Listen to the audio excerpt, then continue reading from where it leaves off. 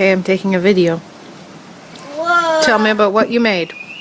This is a goop that I made.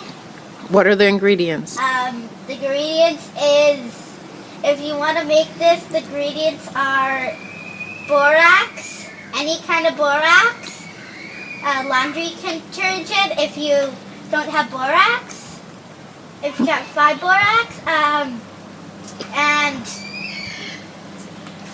some glue, any kind of glue. Make sure it's the small kind. And How did it get pink?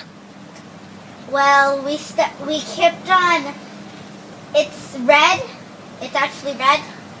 When you spread it apart, it gets pink. You mean food coloring? Yeah. Okay, We got it all red in here. cool.